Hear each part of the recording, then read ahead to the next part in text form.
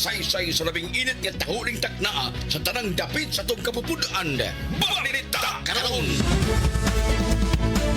Ay bunta gani nga itong balita karon, patay usa ka maguwang. Human kini pauwanig kinumo siya manghod sa Sitio Alegre, Barangay Bulacau, Dakbayan sa Talisay. Suma sa investigasyon ang biktima usa ka alias Julius, 42 anyos, way trabaho, lumulupyo sa mga dapit. Ang suspek usa ka alias Josephus, 37 anyos, manghod sa biktima, nagpuyo sab sa mga lugar. Matod pa nga usa ka concerned citizen, may reports ka pulisan, e doon ay patayng lawas sa mga panimalay, napalga na lang kini sa mga responders nga wanay kinabuhi. Una ni ini ang biktima giingon nga hubog ug miuli sa mga panimalay, pagkalit lang kini misuway pagbunal silang inahan. Ginamit ang tubo. Ipugnan kini sa suspek ug gisumbag makadaghang higayon sa iyang agtang. Bisangpot kini sa kalit nga pagkahagba nini ug pagkamatay. Sa pagkaron gikustudiya pa ang suspek sa kapulisan, samtang padayon pa ang investigasyon ug ang posibleng pagpasakag tukmang kaso batok kaniya. Pila ka sakong bugas ug boxes sa noodles gidunar sa Vietnam Coast Guard alang sa mga napiktuhan sa dinog sa Northern Cebu. Ilabi na sa lungsod sa Tabugon, karong adlaw ang maong mga hinabang gida sa Vietnam Coast Guard kay pag-ani sa Sugbo yatong Lunes. Sila niabot og karong Biyernes usasab ka exercise sa ilang himuon uban ang Philippine Coast Guard. Nakigalayon sab sila sa Philippine Coast Guard alang sa medical effort ug uban pa. Sa pagkakaroon anaa nag-angkorahi ang ilang barko sa Pier 4 dinhi sa Dakbayan sa Sugbo. Usa ka 35 anyos ka lalaki ang nasikop uban kini hagki ug kalit ang usa ka minor de edad nga babae sa Barangay Tisa, Dakbayan sa Sugbo. Tuma sa investigasyon ang suspek usa ka alias Juniso, 35 anyos, minyo, lumad, tagalungsod sa Pinamungahan, kasamtangan nagpuyo sa First Street, Naya Village, Barangay Tisa, Dakbayan sa Sugbo. Ang biktima usa ka alias Jana, 16 anyos, dalaga, silingan na sab sa suspek. Matod pa nga pasado alas 4 kagahapon sa hapon, kalit lang gibira o kusog ang biktima sa suspek o gihagkan kini sa baba. Kalisab nga nagpakitabang ang biktima sa barangay ug mga BPSO personnel o gidakop ang mga suspek. Sa pagkaron gitanggo na kini sa presuhan o pasakan sab kini og tukmang kaso. Padayon sa mga report, ang Cebu City Fire Station ang hatag o ipanghatag nila 7. Ano yung report? Super Dismay, Padilla Dismay, go! Nang hatag og 7 ang Cebu City Fire Station sa publiko aron magamit panahon sa emerhensya na siren nga sa ngayong semana pa kani gisugdan ang mga proyekto diin ang Talamban Fire Substation, Pamulong Fire Substation, Cebu Business Park Fire Substation ang nipastiugdan niini pinagi sa paghatag og 7 ngadto sa publiko tungod kay ilang nakita nga dili sa panahon sa emerhensya di sa tanang higayon nga ang kaning cellphone mo function labi na nga mawagtangan og signal sa masanitabo sa linog na diin ang koneksyon lisod gyud kayo labi na dito sa Northern Cebu hinungdan nga nanghatag og 7 ang kabomberuhan. Dako sa ginigamit tungod kay panahon kaning mga nagkinahanglan og tabang kung pananglitan maglisod gyud og istorya o kaha mo istorya sila mo sagit sila dili madungog pinagi sa 7 magiyahan nila ang mga responders o kaha ang rescuers nga matutulan kung asa silang dapita tungod usab sa 7 gani matud pa sa ilaha nga gihatag nga demonstration na kaganina nga ngadto sa mga tawo nga kwan lang tayhupan lang katulo kay gayon ang maong 7 diin kusog kini og dingog matutulan na dayon sila sa mga responders ang mga tawo nga natagan pito dako ang kalipay labi na katong mga idaran na kay matud pa nila nga hinay lang tingog at least pinaagi ni ana kun do na gani mga emergencies na sila magamit padayon nila panghatag ron dito sa Talamban o ganahuman na usab sila sa pagpanghatag og 7 sa may Barrios. Ako si Super Desmi Padilla sa Jimmy Super Radio DYWS dapat totoo. Ang Super Radio Z Plus. Gabriel Bunhok sa Super Radio. Tunay fourth line sa Haklupan ug Talisay ipasubay kini. Sa mga dakbayan ni report Super Gabriel Bunong Super Gab pasok. Super Radio. Ipasusi ni Talisay City Mayor Gerald Anthony Samsam Gulyas ang fault line nga naa sa barangay Haklupan ug Tapol.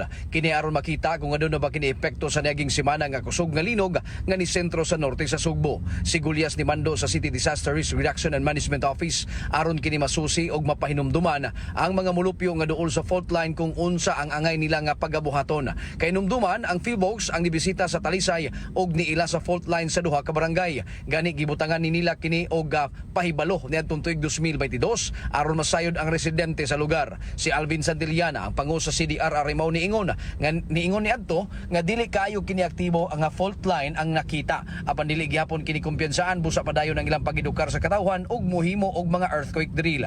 Ang pipila ka naapektuhan sa linog sa miaging semana mao ang upat katong haam sa Talisay. Mao ang Lagtang Elementary School o sasab ngadto sa Puok National High School, Tabonog Central School ug Talisay City Central School.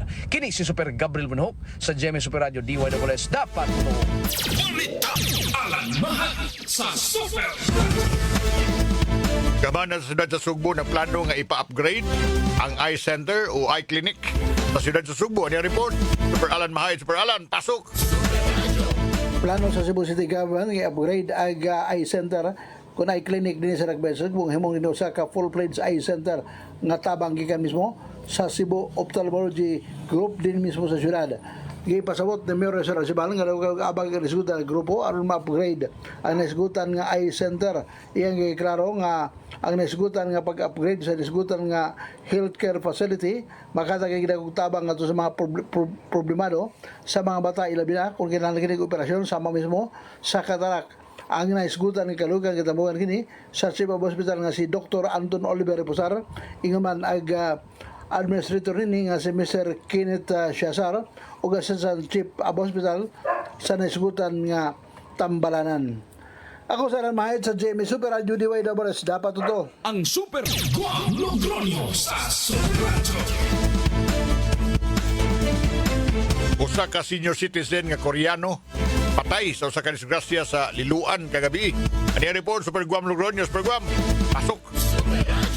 Yes, Super Edgar, sa di pa na Super Edgar, no, nabuta ang taga scene of the crime Office Soko diri sa may likod gamahin sa may SRP sa may Ludo sa barangay Dulho Patima. Nila nagkaroon nga gihuling ang patay nga lawas diri ga usa ka lalaki, no, ganag karsunis ni siya og maong unya naka sinina ni siya og kini nga sleeveless, no, nga sinawon mo bay pagka-silt niya nga gisulob ang giablihan sa atong taga Soko so diri ga body bag diri unya why timaylan sila ga nakita ga dunay mga samad ga posible struggle nini apan na dunay siya mga garas-garas posible sa iyang pagdugay ng pag-utaw sa dagat nga bag-in ni unsang mga gahing butang unya nilagom na pagmayo ang iyang naong iyang buhok may pagka kulot o gamay Super Edgar. So nagpadayon karon ang laga investigasyon ang taga Mambaling nga police station pinuluan sila ang investigador si patrolman na Ivan Nadales na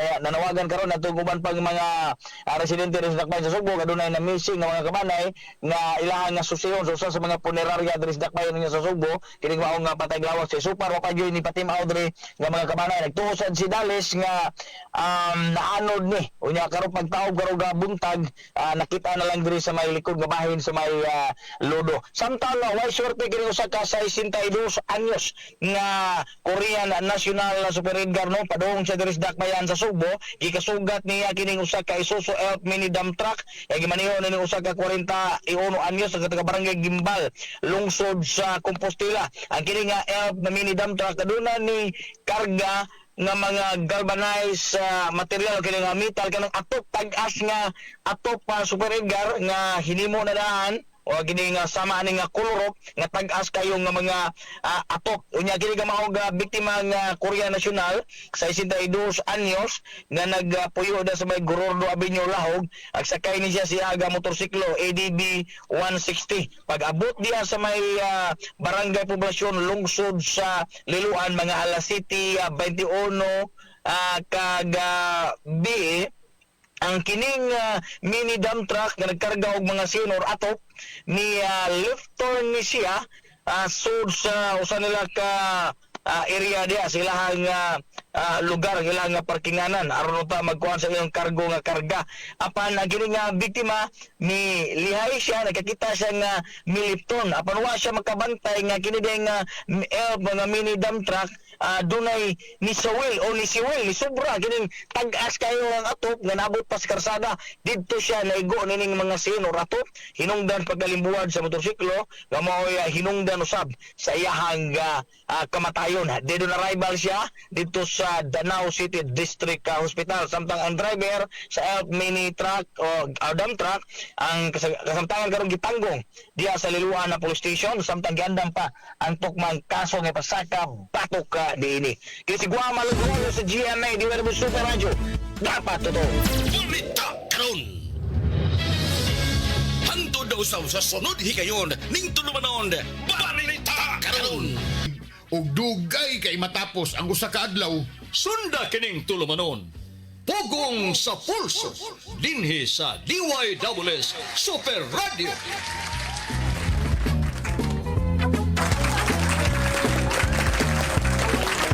Kumusta mga adlaw Miyerkules, may buntag mga kapuso, kumusta preparasyon sa paniudto? Dili lakas duha. Gusto ka sa rosas ka dunay tunok o tunok ka dunay rosas? Mao nay kuan uyok sa ato programa. Kuli, mao maging ang kinabuhi.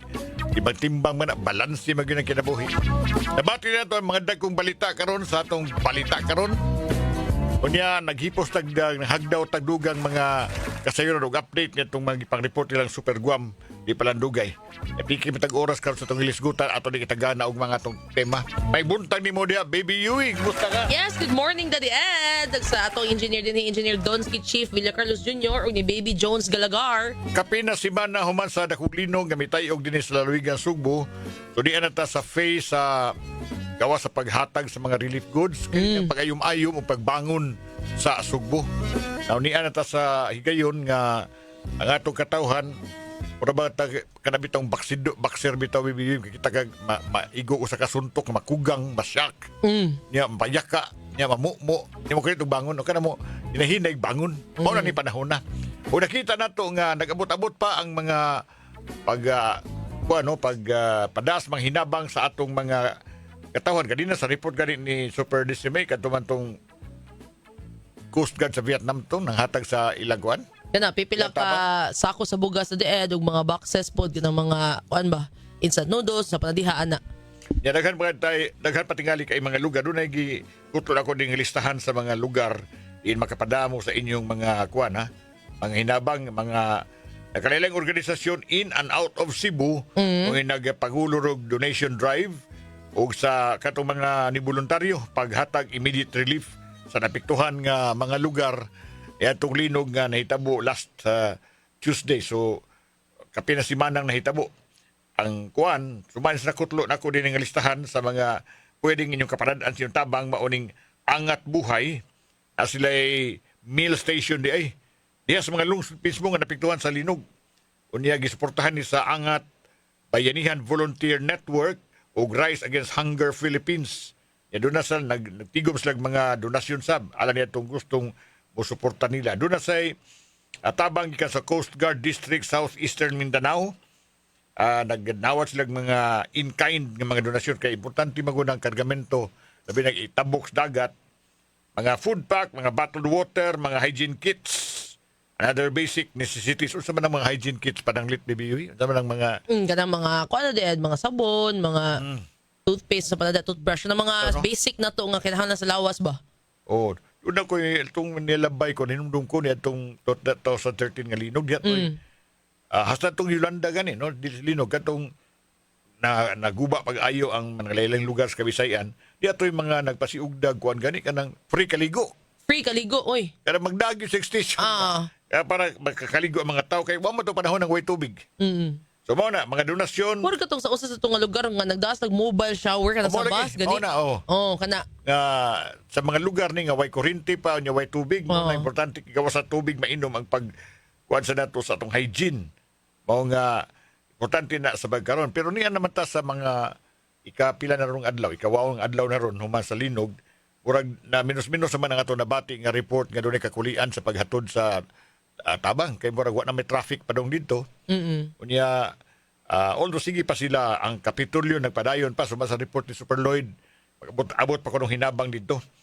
Lain pag yun nga nagtigom dawat sa mga kuan inong hinabang kani imong kuan. Imo ba ning eskwelahan? Unsa na dead? Lain din di man ka eskwela diri no. Kolehiyo nila Immaculada Concepcion. Lahi, Ikaw daw kuan man ka sin. Pero nag-donation drive mangyapunta. O tanan eskwelahan kasagaran gyud. Napiktahan katong mga nagdawat po sila nitong napiktahan sa Northern Cebu, mga donasyon nga tubig, canned goods, noodles, medicine, ug hygiene kits no. Doon na nila sila nga ka-drop upan nila sa ilang tabang. Sumani sa lista nga gihatag nato sa Rappler no. San Roque Paris, Subang Dako, Mandaue, Asilo de la Milagrosa, Chapel, Gorordo, CIC, Gorordo ug CIC Mandaue. Kaya duham din ng CIC din sa Sugbo. Hasta probinsya sa Sugbo ang provincial government nagpadayon sa pagpadawat ug pag-apod-apod ni ining mga hinabang.